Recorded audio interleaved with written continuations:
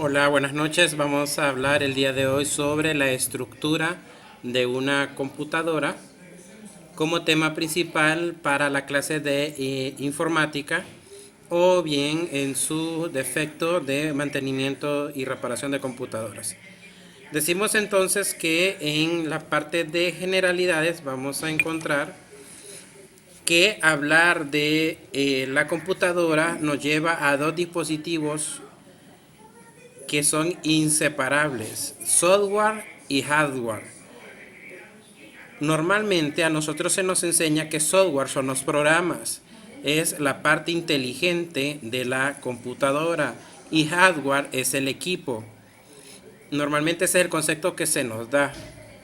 Dice entonces de que el hardware de una máquina se clasifica en dispositivos de entrada, dispositivos de salida, dispositivos de procesamiento, dispositivos de almacenamiento y dispositivos mixtos.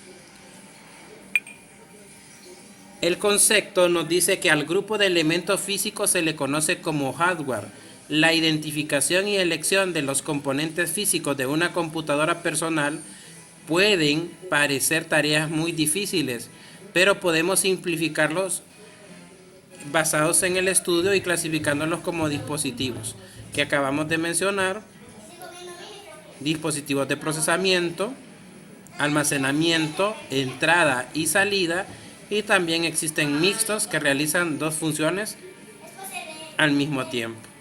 Comencemos entonces diciendo cuáles son los dispositivos de entrada que normalmente nosotros vemos en un sistema de cómputo en nuestros hogares o en oficinas. Decimos que los dispositivos de entrada podrían ser, bien, el escáner. ¿Qué hace este dispositivo? Convierte en formato digital los textos o imágenes impresos. Para lograr primero tienes que rastrearlos y luego convertirlos en unidades de información en lenguaje binario que puede ser interpretado por la computadora. Después vamos a ver el estudio de cada uno de ellos. Ahorita solo tenemos que entender que el escáner me permite pasar documentos físicos a digitales y poder guardarlos a mi computadora, ya sea con un formato de imagen o con un formato de texto para poder ser editado. Son las únicas dos formas en las que se puede escanear con este tipo de escáner. Después decimos que otro de los dispositivos que encontramos es el teclado. Principal dispositivo para introducción de órdenes e información al sistema. Por medio del teclado el usuario puede introducir un texto, dar órdenes en formato de comandos escritos, utilizar los atajos del teclado para ejecutar diversas acciones, desplazarse a través de la pantalla, etc. Se le considera uno de los elementos fundamentales para que la computadora funcione adecuadamente. Recuerden que estamos viendo superficialmente cada uno de estos conceptos para después entrar de lleno en ellos. Tenemos también lo que sería el ratón. Con la aparición de los ambientes gráficos de trabajo que incluyen iconos, menús desplegables, cuadros de diálogo, botones de activación, etcétera, surgió la necesidad de contar con un elemento que sirviera para señalar y accionar los diversos elementos de su pantalla. Precisamente esta es la labor del ratón o dispositivo apuntador. Y tenemos la webcam, que es una cámara que está conectada por medio de un cable y su puerto USB al CPU de nuestra máquina. La webcam carece de fuente de alimentación, de dispositivo de almacenamiento, por lo que es totalmente dependiente del CPU.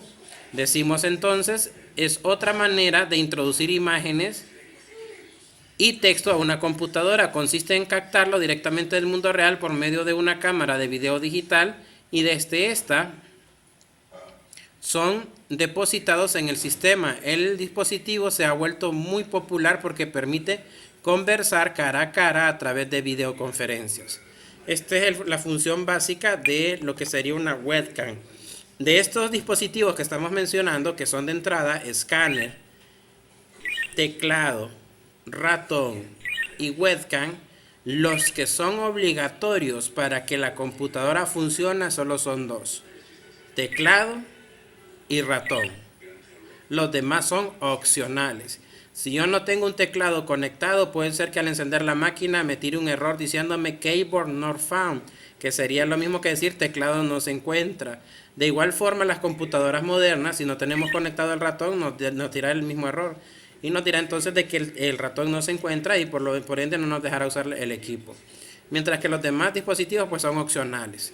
Vámonos a los dispositivos de salida de datos. Aquí nos vamos a encontrar con la impresora. Para vaciar en papel los resultados del procesamiento de datos se necesita una máquina que transforme los unos y ceros de la computadora en caracteres gráficos, fotográficos, etc. Esa máquina es la impresora, que actualmente puede producir imágenes en color de alta resolución que fácilmente pueden confundirse con una fotografía tradicional. La calidad de las impresoras ha variado tanto de que realmente pues en casa podemos tener equipo casi semiprofesional a profesional. Todo va a depender de la parte económica que ustedes tengan, pero sí la impresora me permite sacar la información de la computadora de algo digital a algo impreso. Tenemos lo que nosotros llamamos parlantes, pero que realmente pues en el mundo se le dice bocinas. También habla de la tarjeta de audio, que es el dispositivo que permite mandar las señales digitales a los parlantes. Esta placa convierte una señal de audio de alta calidad. La información digital proviene del equipo de cómputo y la envía a unas bocinas. El conjunto formado por la tarjeta de audio y bocinas se ha vuelto indispensable en el mundo multimedia. Multimedia es la combinación de texto, imagen, video y sonido. A eso se le llama multimedia. Cualquier archivo que tenga esos componentes se le llama multimedia. La presentación que estamos viendo es multimedia porque tiene imagen, texto, sonido y video. Veamos entonces y vemos que el último dispositivo de salida de nuestro sistema es el monitor.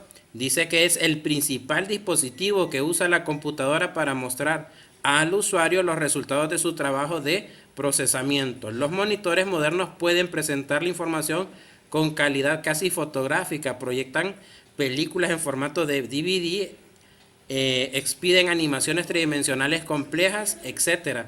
Ahora tenemos pues el HD, el K, que son imágenes de totalmente alta resolución, casi reales. Entonces, veamos cómo ha evolucionado bastante esto.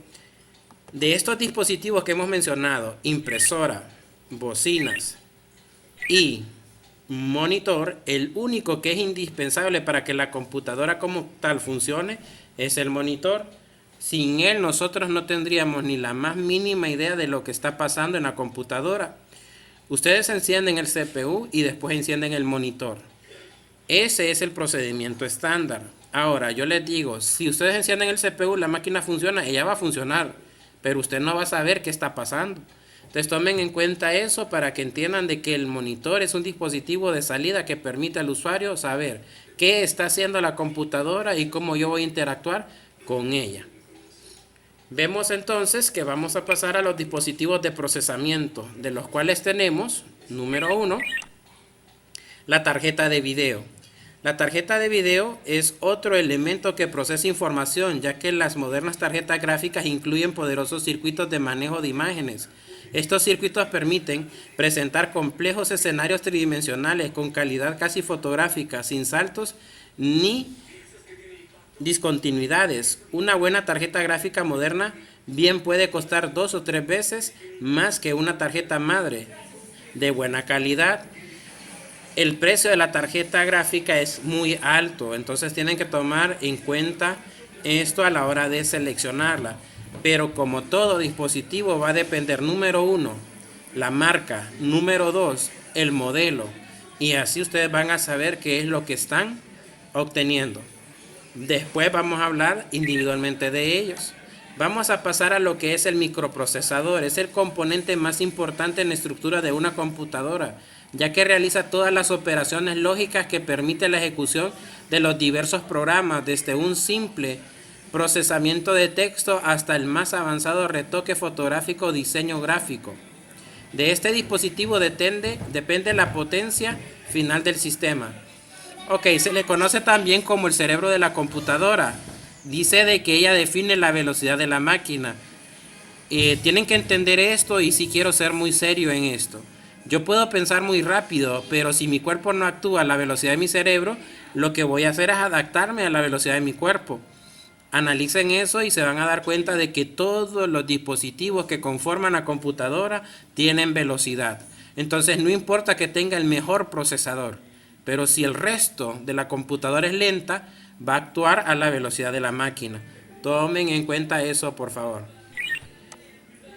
Anteriormente nos dijo de que el dispositivo más importante era el microprocesador porque era el cerebro y el que define la velocidad de la máquina en general. Pero para mí, como maestro de informática, el dispositivo más importante es la tarjeta madre. Dice que es el puente de comunicación entre el microprocesador y todos sus circuitos auxiliares. Si el microprocesador necesita un dato de la memoria, lo solicita la tarjeta madre y ésta se lo envía luego de recuperarlo de los módulos de RAM. Recordemos qué significa RAM: Random Access Memory, memoria de acceso aleatorio. Si se desea expedir información en la pantalla, el microprocesador la manda a la tarjeta madre y esta la hace llegar a la tarjeta de video, que finalmente genera las señales que serán enviadas al monitor por medio de la tarjeta madre. Es el segundo elemento más importante de la estructura de una computadora. A mí me suelen preguntar como maestro, profesor, ¿qué RAM usa mi máquina? La tarjeta madre es la que define qué RAM va a usar la computadora. A veces me preguntan qué disco duro usa mi computadora. La que define el disco duro es la tarjeta madre. Y me han dicho, puedo cambiarle el procesador a mi computadora. Quien define eso es la tarjeta madre. Yo en esto sí hago una diferencia entre lo que es la presentación y mi versión. Mi versión es que la tarjeta madre define toda la computadora como tal. Por eso es el elemento más importante. Después de ella, el procesador y los demás dispositivos. Vemos entonces que el nombre de tarjeta madre es porque es la tarjeta que une todos los dispositivos de la computadora. La memoria es el principal almacén temporal de datos del microprocesador cuando se ejecuta un programa. Una buena parte de su código, al igual que los resultados que se van obteniendo, permanecen en la memoria. Mientras mayor cantidad de RAM tenga su sistema, mejor funcionará. A mí me han dicho muchas veces que entre más memoria tenga una computadora, más rápida se vuelve. Eso es mentira, no tiene nada que ver. Yo siempre les hago la comparación con un carro pick-up, o lo que le llamamos nosotros una pailita.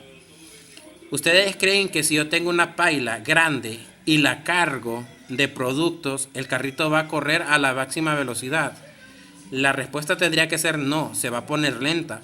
Entonces, independientemente, lo que va a pasar es que entre mayor cantidad de RAM tenga, más programas abiertos al mismo tiempo voy a tener, más cosas voy a poder hacer. Les dicen a ustedes de que los programas cuando se ejecutan están en la RAM. Si yo ahorita tengo esta presentación o ustedes están viendo este video, ¿dónde creen que está? Está directamente almacenado en la memoria RAM de la computadora. Entonces tomen eso en cuenta para que vean que sí es importante, pero que no tiene nada que ver directamente con la velocidad. Y sí es más con la capacidad de cuántos programas abiertos voy a tener al mismo tiempo. Y eso es lo que me hace sentir a mí a veces que es más rápida. Pasemos entonces a los dispositivos de almacenamiento y como vemos pues tenemos de los dispositivos de almacenamiento la unidad de DVD. Es una evolución del formato CD. El espacio disponible de un DVD es muy mayor al de un CD normal, mientras que estos pueden almacenar un máximo de 700 megabytes. A los DVD de mayor capacidad les caben casi 18 gigas. La verdad que el estándar que tenemos aquí en Honduras de un DVD es de 4.7 gigas, pero la verdad se crean con la capacidad de economía de la persona. Según el dinero que usted tenga, se va a poder comprar. También hay formatos que sirven para grabar DVD-R y formatos que se usan como discos duros removibles. Entonces, DVD-RW. Ok, entendamos esto. DVD-R viene de la palabra de lectura, que es que se puede grabar la información una vez y no se va a borrar. Y RW significa que puedo volver a escribir una vez almacenada información, borrándola y volver a utilizarlo. Entonces, read, DVD, read, que es solo lectura y que se puede grabar información solo una vez. Y DVD, read, write, que es escribir, y ese me permite borrar la información y volver a utilizarlo, que sería entonces regrabable. De igual forma tenemos la unidad de CD. Los discos compactos han desplazado casi por completo a los tradicionales disquetes. Se han convertido en el dispositivo principal de distribución de software y de respaldo e intercambio de datos informáticos. Esta información es de hace muchos años. La verdad que la unidad de CD ya está siendo descontinuada. Las máquinas modernas no traen CD y tampoco traen unidad de DVD. Desaparecen estas dos unidades y lo único que traen son puertos USB. Ahora cuando me venden un software vienen en USB. Dice entonces de que los CDs, cuando nosotros querramos comprarlos, podemos comprarlos en versión CD-R, que ya saben que es read, que es de lectura. Se puede grabar la información una vez y después ya no se va a borrar. Y los discos regrabables, que son CD-RW. Vamos a ver entonces que el CD, si recordamos la información anterior, solo pueden almacenar 700 megas. ¿Para qué se usan aquí en Honduras? Para vender música. Los equipos viejos, muy viejos, utilizan los CDs y lo graban en pistas, que son información circular, que solo las radios viejas pueden reproducir. Lo actual es en formato MP3 y los equipos nuevos, modernos, de audio, traen lo que son puertos USB.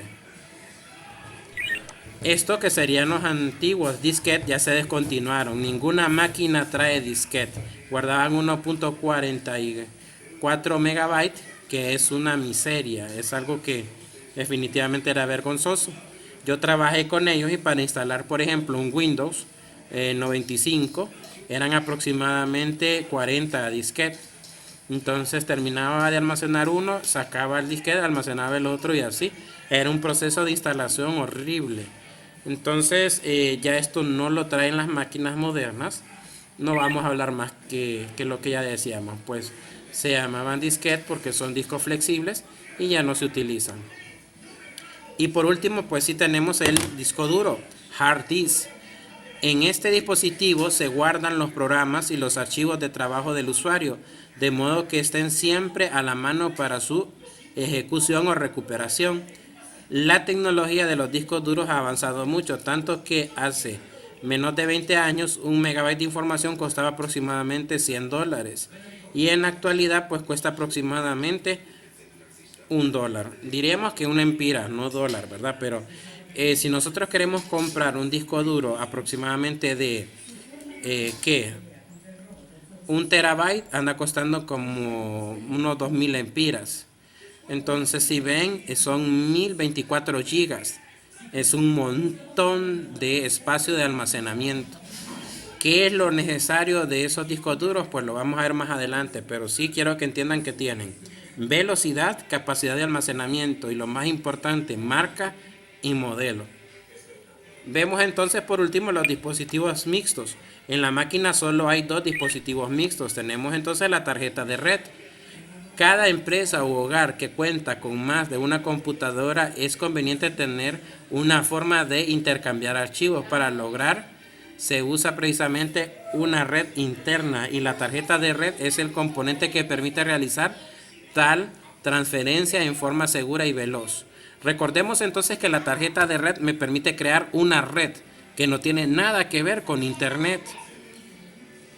Y el módem es el dispositivo que, mediante el uso de una línea telefónica, permite comunicarse con otras computadoras remotas convierte la información digital de la computadora en una señal de audio que puede viajar a través de los cables telefónicos, y en el extremo opuesto, otro módem convierte el audio en una señal de datos.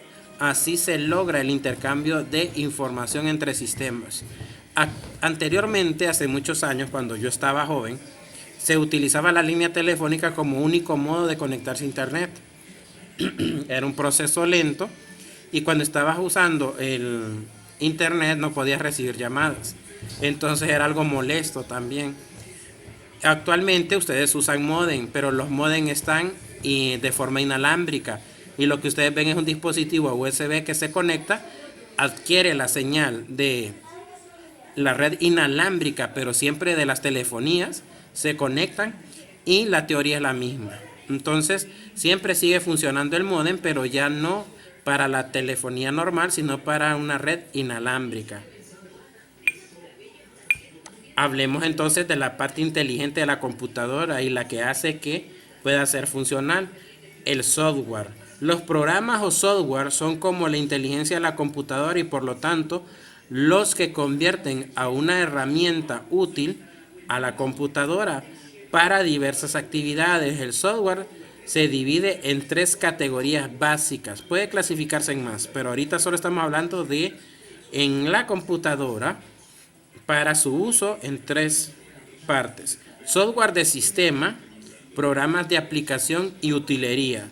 Los datos de trabajo que en la actividad cotidiana se van generando y guardando en el disco duro u otros medios de almacenamiento también pueden considerarse como software, pero nosotros normalmente le llamamos información o datos.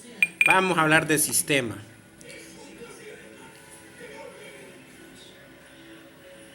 Software de sistema es el conjunto de programas de control maestro para el equipo de cómputo. Este software le indica al microprocesador la manera en la que debe utilizar sus elementos periféricos y administrar los archivos. Al mismo tiempo, constituye la plataforma sobre la que se ejecutan todos los programas de aplicación y el medio a través del cual el usuario se comunica con la máquina.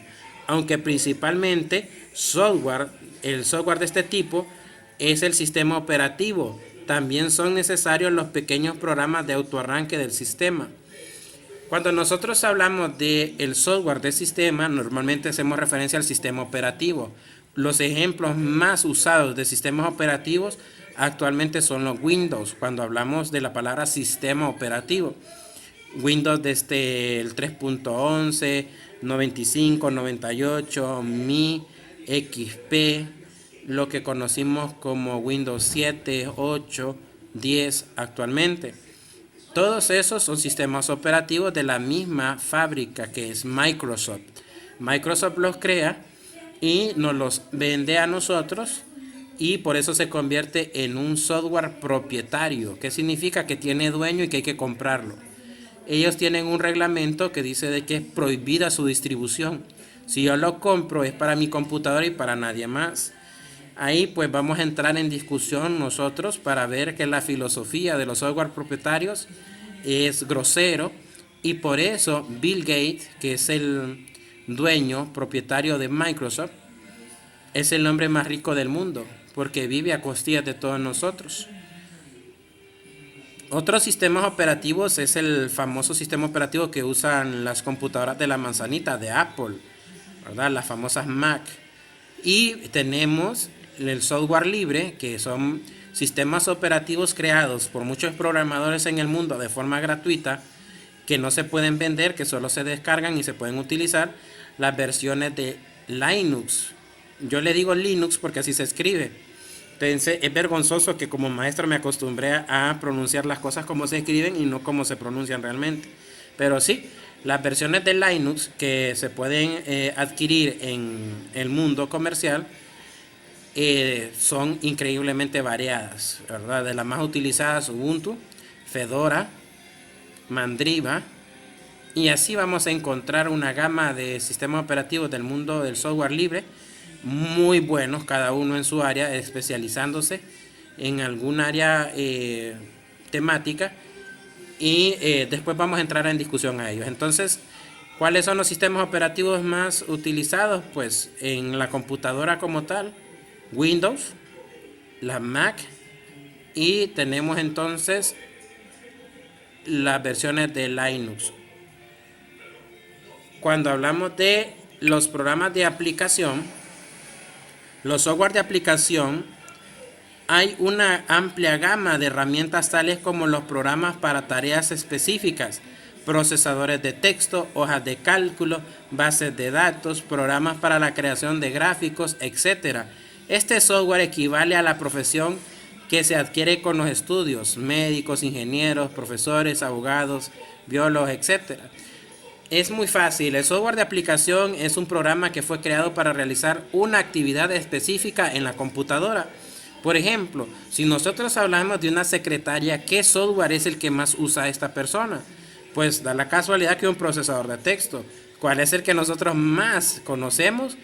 Pues fácil, el Microsoft Office Word en sus versiones, cualquiera que sean. Por ejemplo, 2013, 2016, 2019, no importa, pero nosotros el más conocido es el Microsoft Word, que pertenece a la suite de Office. ¿Qué es una suite? Es un conjunto de programas que se venden y distribuyen como que se complementan entre sí. Entonces la suite que nosotros conocemos de Office es Word, Excel, Access, PowerPoint. Algunas veces vienen programas como Project, Visio, Publisher, etcétera. Entonces, en videos más adelante vamos a tratar de entrar en esos temas para que conozcamos un poquito más de estos programas. Pero sí, enfaticemos, software de aplicación es aquel que va orientado a resolver las necesidades de una actividad específica dentro de la computadora, normalmente relacionada con alguna profesión o oficio de algún ser humano. Y el ejemplo que le damos es, por ejemplo, un contador, una persona que se dedica a los números porque lleva la contabilidad de una empresa. ¿Qué programa sería el que más utilizaría? Pues normalmente Excel, que es para crear libros de cálculo electrónico. Y así sucesivamente tenemos varios ejemplos. Vamos entonces a los programas de utilería, que es lo mismo que decir software de utilería. Son programas especiales que sirven para revisar ciertos aspectos del funcionamiento del sistema, tanto de hardware como de software. También se considera como utilería aquellos programas que facilitan la ejecución de determinadas tareas al usuario. Por ejemplo, la interfaz que facilita la navegación entre directorios y el manejo de archivos, tales como Norton, Commander, Windows Explorer, o otros programas que capturan pantalla. Entonces, si vemos, dice de que son todos los programas que me permiten realizar ciertos aspectos de la computadora en su funcionamiento. Entonces, por ejemplo, para que una computadora no agarre virus, nosotros le instalamos un antivirus. Los antivirus se convierten en software de utilería. Si nosotros queremos, por ejemplo, abrir archivos comprimidos, saben de que vienen con extensión .ra, .zip. Esto necesitaríamos un descomprimidor de archivos. ¿Qué es eso? Por ejemplo, el WinZip, el WinRAR. El WinRAR es el más utilizado. Entonces son programas de utilerías. Así vamos a ir viendo varios programas que se necesitan para que mi computadora pueda hacer actividades para las cuales no fue configurada en su momento y que son debidamente para el buen funcionamiento del equipo. Para el diagnóstico del hardware se utilizan varios software que permiten hacer diagnósticos, ¿verdad? Entonces, tenemos de los conocidos